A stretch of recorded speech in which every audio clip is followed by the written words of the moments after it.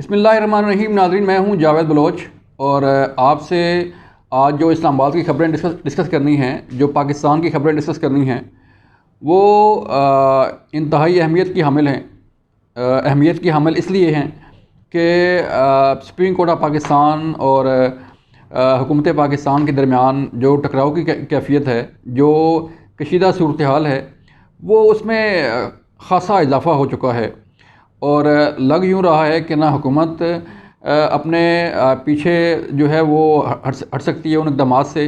और ना supreme court of Pakistan अपने फ़ैसलों से पीछे हट सकती है। मामला जो है वो पॉइंट ऑफ नो रिटर्न तक जो है वो पहुंच चुका है, और इससे अंदाज़ा लगाने में कोई मुश्किल नहीं है, कोई तजिया करने में कोई मुश्किल नहीं है कि आइंदा आने वाले हालात किस तरह के होंगे। ईद जो है वो किस तरह गुजरेगी, और जो आइंदा आने वाले दिन हैं वो कैसे गुजरेंगे। यूँ लग रहा है जैसे लड़ाई की शिद्दत में इजाफ़ा होने जा रहा है, और कोई आइनी बहरान और कोई ऐसा बहरान जो है वो जन्म ले सकता है, जिससे जो है वो कोई बड़ा वाक़या रूनमा भी हो सकता है। क्योंकि जिस तरह के हालात हैं, उससे लग रहा है कि कोई ना कोई चीज़ जो है वो होने जा रही है या हो सकती है। आज सुप्रीम कोर्ट ऑफ पाकिस्तान में हेयरिंग थी पंजाब के इलेक्शन के हवाले से, जिसमें सुप्रीम कोर्ट के 3 रुकनी बेंच ने ये फ़ैसला दिया था, और कि जो है वो government of Pakistan election commission को पंजाब में इलेक्शन के लिए 21 अरब रुपये जमा करवाए, उनको फ़ंड फ्राहम करे। लेकिन ये फ़ंड फ्राहम नहीं किए गए, तो फिर सुप्रीम कोर्ट ने एक्शन लिया, और आज 14 अप्रैल को दोबारा उसकी चीफ जस्टिस ऑफ पाकिस्तान जनाब उमर बंदयाल साहब के चैम्बर में ये समाअत हुई, जिसमें वज़ारत ख़ज़ाना के हुकाम शरीक हुए, जिसमें स्टेट बैंक के हुकाम शरीक हुए, जिसमें बाकी लोग भी जो है वो शरीक थे उस हेयरिंग में। अटॉर्नी जनरल ऑफ पाकिस्तान जो है वो शरीक थे। इस मामले से मुतल्लिक आपको हम आगाह करेंगे, और फिर इसके साथ साथ जो कौमी असम्बली में वज़ीर आज़म की ज़ेर सदारत इत्तेहादी जमातों का इजलास भी हुआ। उसमें असद ज़रदारी शरीक हुए, बिलावल भुट्टो ज़रदारी शरीक हुए, मौलाना फजल रहमान शरीक हुए, और बाकी लोग जो है इसमें शरीक थे। उसका हवाल आपको आगाह करेंगे उससे मुतल्लिक। लेकिन इससे पहले कि हम शुरू करें, अपनी आरा से हमें जो है वो ज़रूर आगाह किया करें कि इस वीडियो को, इन ख़बरों को, इन तज्ज़ियों को मज़ीद कैसे बेहतर बनाकर आप तक पेश किया जा सकता है। अगर ये वीडियो आपको पसंद आए तो लाइक भी ज़रूर करिए करें, ताकि हम इसको मज़ीद बेहतर बना सकें। हम शुरू करते हैं सुप्रीम कोर्ट ऑफ पाकिस्तान से, जहाँ पर आज उस केस की हेयरिंग थी, इन चैम्बर हेयरिंग थी, यानी कि कोर्ट में ये हेयरिंग नहीं हुई, बल्कि चीफ जस्टिस पाकिस्तान उमर बंदयाल साहब के चैम्बर में ये 3 रुकनी बेंच बैठा, और वहाँ पर इस केस की समाअत की गई, जिसमें वज़ारत ख़ज़ाना के हुकाम को तलब किया गया था, स्टेट बैंक ऑफ पाकिस्तान के हुकाम को तलब किया गया था, इलेक्शन कमीशन के हुकाम को तलब किया गया था। अटॉर्नी जनरल पाकिस्तान इस हेयरिंग में शरीक हुए, अपना मौक़ा पेश किया हुकूमत पाकिस्तान का। जो रिपोर्ट पेश की गई थी इलेक्शन कमीशन की तरफ से, उसमें यह कहा गया था कि हुकूमत ने इलेक्शन कमीशन को 21 अरब रुपये के फ़ंड फ्राहम नहीं किए। इस पर ख़ासी बरहमी का इजहार किया गया मौजूद बेंच की तरफ से, ज़राए ने बताया है। लेकिन अटॉर्नी जनरल ऑफ पाकिस्तान ने ये बताया उसको बेंच को कि चूँकि पार्लियामेंट की कायमा कमेटी ने ये बिल जो है वो पास नहीं किया फ़ंड फ्राहम करने के हवाले से, क्योंकि फेडरल कंसोलिडेटेड फ़ंड की फराहमी के लिए बाकायदा एक बिल जो है वो कायमा कमेटी से पास होता है, उसके बाद हुकूमत ये फ़ंड जारी कर सकती है।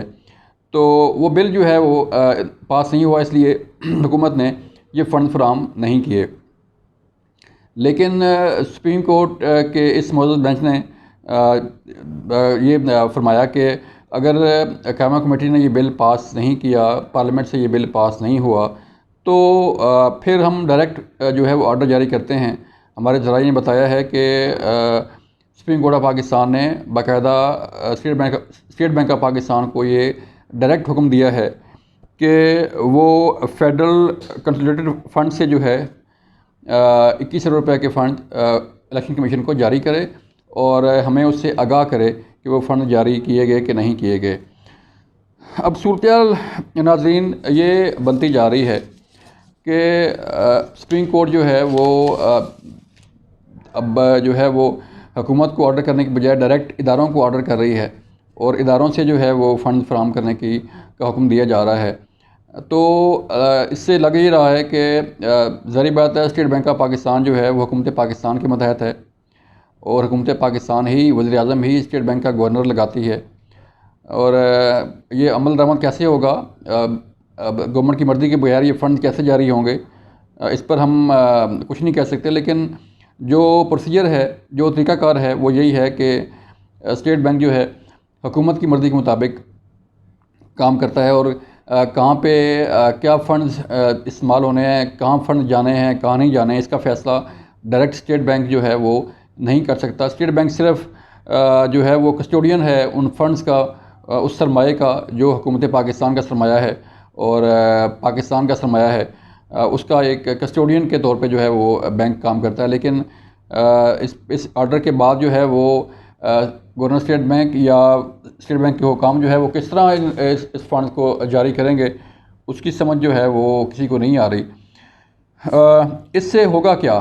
इससे होगा नाज़रीन ये कि इदारों के दरमियान जो है वो टकराव मज़ीद जो है वो बढ़ता नज़र आ रहा है। और फिर इससे पहले आपको ये भी बताएं कि गुज़श्ता रोज़ सुप्रीम कोर्ट ने उस बिल पर भी अमल दरामद रोक दिया जो अदलिया इस्लाहाती बिल पार्लियामेंट के जॉइंट सेशन से पास किया गया था। अब जब जॉइंट सेशन से कोई बिल पास हो जाए तो वो 10 दिनों के अंदर अंदर जो है वो 10 उसकी टाइम लिमिट है, वो 10 दिन के बाद जो है वो ख़ुद ही कानून बन जाता है, किसी के पास करने की, किसी के साइन करने की ज़रूरत नहीं होती। लेकिन सुप्रीम कोर्ट ने उस बिल को भी जो है वो रोक दिया है। जो 8 रुकनी बेंच बना था इस वाले से, उस बेंच ने इस बिल पर अमल दरामद रोक दिया है। अमल दरामद क्या होना था? अमल दरामद जो है वो ये होना था नाज़रीन के अगर ये बिल तो पास हो गया जॉइंट सेशन से, पहले कौमी असम्बली से, फिर सेनेट ऑफ पाकिस्तान से, फिर सदर पाकिस्तान के पास गया, उन्होंने दस्तखत नहीं की, और फिर जब सदर पाकिस्तान किसी बिल पर दस्तखत ना करें तो फिर एक तरीका ये होता है कि वो बिल जॉइंट सेशन से पास किया जाता है और जॉइंट सेशन से अगर पास हो जाए तो फिर 10 दिन के बाद ये बिल ख़ुद ब खुद कानून की शक्ल इख्तियार कर लेता है। लेकिन जब सुप्रीम कोर्ट ने इस बिल पर अमल दरामद के हवाले से अहकामात जारी किए और रोका उसको, तो अब देखना ये है जो कानूनी और आइनी माहिरीन हैं वो ये कह रहे हैं कि चूँकि ये बिल तो पास हो चुका, अब इस पर किसी के साइन होने, किसी के एक मज़ीद प्रोसीजर की ज़रूरत नहीं है, ये 10 दिन के बाद खुद ही जो है वो कानून बन जाएगा। अब सुप्रीम कोर्ट के इस फैसले पर अमल दरामद कौन करेगा? और ये फ़ैसला जो है वो है भी सुप्रीम कोर्ट से मुतल्लिक बिल, और सुप्रीम कोर्ट ही जो है वो ऑर्डर पास कर रही है कि इस बिल पर अमल दरामद रोक दिया जाए। ये बड़े अहम क्वेश्चन हैं कि किस तरह इस बिल पर अमल दरामद रुक सकता है और किस तरह इस पर अमल दरामद जो है आगे चल के होगा। लेकिन आज एक और बड़ी अहम ख़बर है कि जो 8 रुकनी बेंच था जो इस बिल के हवाले से हेयरिंग कर रहा था और जिसने इस बिल को रोका है, आज उन 8 रुकनी बेंच में जिसमें honourable chief justice of Pakistan Umar Ata Bandial साहब जो है वो भी शामिल हैं और बाकी जज साहबान भी शामिल हैं, उनके ख़िलाफ़ सुप्रीम जुडिशल कौंसिल में एक रेफरेंस या शिकायत जो है वो भिजवा दी गई है और ये कहा गया है कि सुप्रीम जुडिशल कौंसिल जो है इस पर एक्शन ले और इस पर कार्रवाई करे। अब मामला जो है वो इस कदर आगे बढ़ चुके हैं कि मामला पॉइंट ऑफ नो रिटर्न पे आता जा रहा है कि किस तरह सुप्रीम कोर्ट के फ़ैसलों पर अमल दरामद होगा और किस तरह हुकूमत पाकिस्तान जो है वो सर्वाइव करेगी। क्योंकि हुकूमत जो है वो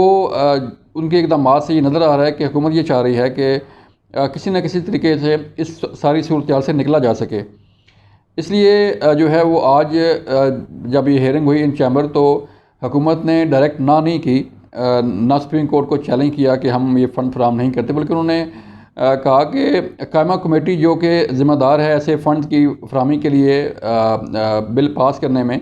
तो हमने उस कायमा कमेटी को बिल भेजा था थ्रू कौमी असम्बली। तो उन्होंने ये बिल पास नहीं किया। तो चाह ये रही है हुकूमत नाज़रीन कि किसी न किसी तरीके सूरत हाल नॉर्मल हो सके, लेकिन लग नहीं रहा कि ये सूरत हाल नॉर्मल होगी, और ये लग नहीं रहा कि सुप्रीम कोर्ट और हुकूमत पाकिस्तान जो है वो कभी किसी एक पेज पर आ सकेंगे और किसी एक पेज पर जो है वो जा सके पर काम हो सकेगा। फैसले हो रहे हैं, एक तरफ सुप्रीम कोर्ट फैसले कर रही है, दूसरी तरफ जो है वो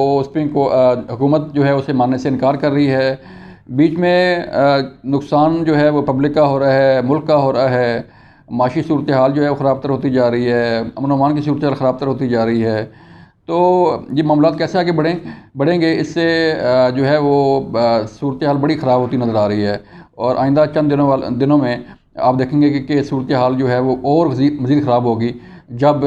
सुप्रीम कोर्ट और पार्लियामेंट और हुकूमत जो है मज़ीद आमने सामने होंगे और एक दूसरे के ख़िलाफ़ जो है वो